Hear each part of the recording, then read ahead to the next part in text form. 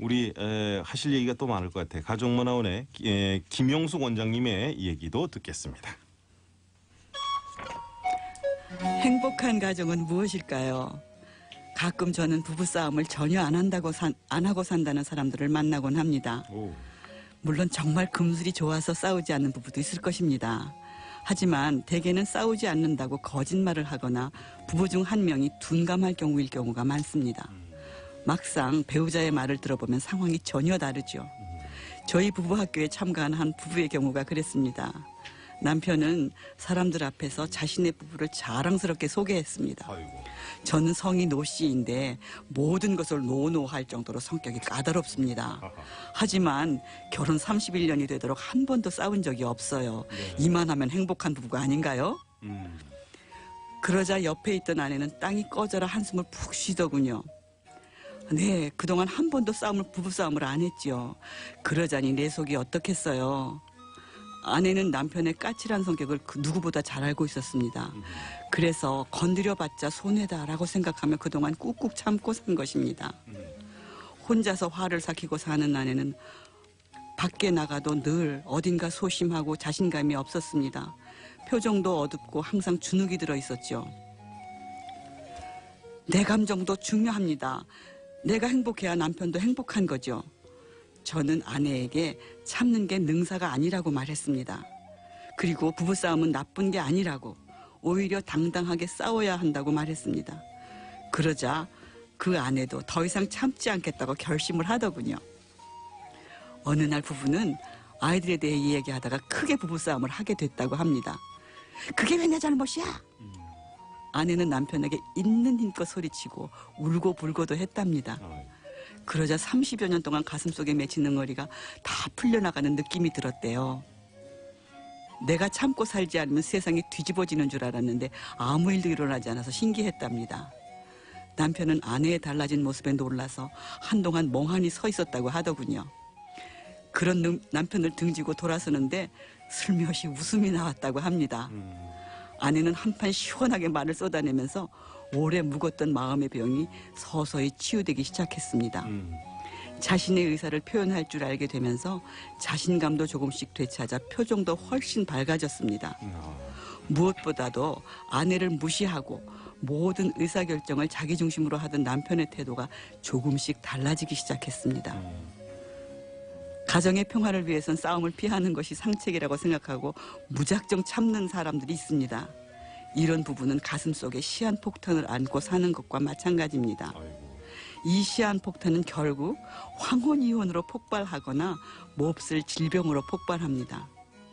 싸우지 않으면 서로 노력할 기회도 잃게 됩니다. 진정한 가정의 평화를 위해 이제는 피하지 말고 제대로 싸우세요. 네. 야, 우리 김영숙 선생님 목소리가 참 좋으시네요. 아, 그렇습니까? 학교 다닐 때 혹시 뭐 방송하시거나 이러지 않으셨어요? 아니요. 그때는 학교에 방송 이런 게 없었어요. 있었다면 요즘 같았으면 제가 얼마나 좋았을까요? 근데 이제 싸우는 것을 이제 우리 김영숙 선생님 강조해 주셨는데요. 그러니까 이제 기본 전제는 잘 싸워야 된다는 거죠. 네네. 그렇죠. 그러니까 네. 싸울 때 상대방을 지나치게 그렇죠. 긁거나 너무 화를 돋구거나 아니면 자기 주장을 너무 강하게 하는 것은 정말 나쁜 싸움이에요. 오는 손님들 보시면 어떤 시기에 가장 많이 싸우던 거예요? 정말 네. 결혼 초에 많이들 싸우고요. 그때 잘 극복한 사람들은 이제 아이들 키우는 동안에는 싸움을 좀 덜 해요. 중고등학교 다니고 뭐 대학 보내고 뭐 이럴 때는 좀 덜 싸워요. 왜냐하면 집중하는 게 서로 다르니까. 그러다가 이제 아이들이 다 떠나고 나면 그때 다시 또 싸움이 시작되는 경우가 많았어요. 그래서 또 궁금해지기 시작하는 네. 문제인데요. 아까 뭐 싸움은 어떤 문제로 주로 싸우나 이 질문은 이미 드렸고 네. 두 분의 경우입니다. 네. 두 분은 이제 뭐 아이들 자녀분들 다 성장하셨을 것이고. 아, 그럼요. 그럼 이제 신나게 싸울 일만 남지 않았겠습니까? 어떻습니까? 두 분은 그렇게 말씀하시는 두 분은. 정말 제 남편은 아직도 이제 가부장적인 생각이 좀 남아 있는 사람이잖아요. 예. 그래서 이제 요새는 다 털었어요. 아니요. 그렇지 않아요. 그렇지 않아요. 아닌 것 같은데. 노후 대책을 해서요. 제가 예. 왜냐하면 방빼하면 제가 곤란하잖아요. 아니요. 예. 그 지금도 그래요.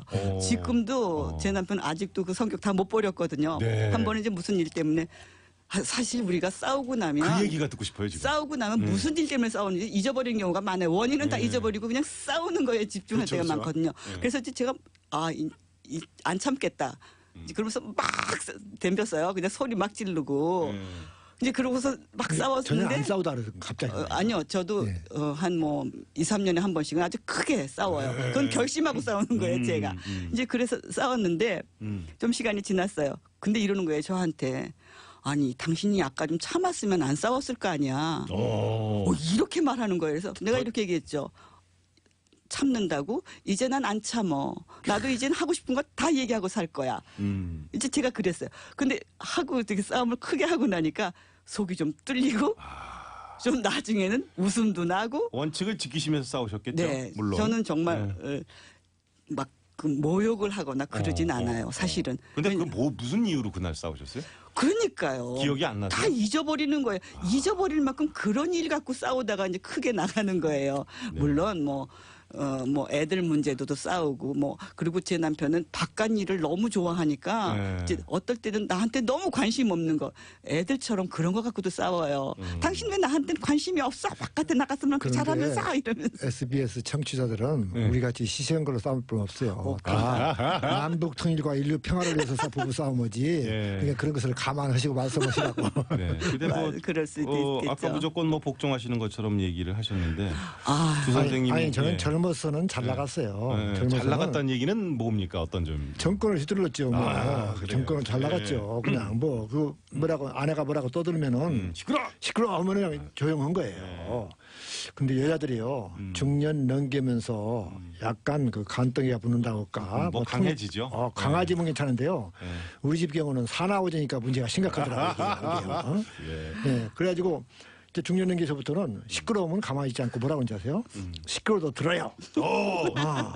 근데 나도 모르는 사이에 정권을 뺏겠더라고요. 이게. 사실 이게 나이 때문에 그런 게 아니고 사실 이게 인체 과학 중에 하나예요. 네네. 왜냐하면 우리 보통 여성 호르몬, 남성 호르몬 다 나오잖아요. 근데 중년을 기점으로 해서 여자들은 여성 호르몬이 줄어들고요. 남성 호르몬은 그냥 그대로 똑같은 그 농도로 나오거든요. 그러니까는 네. 아무래도 여성성이 조금 좀 없어지고 좀 강해지고 네. 좀 이제 담대해지는 거죠. 네, 짧게 묻겠습니다. 우리 두상자 선생님께.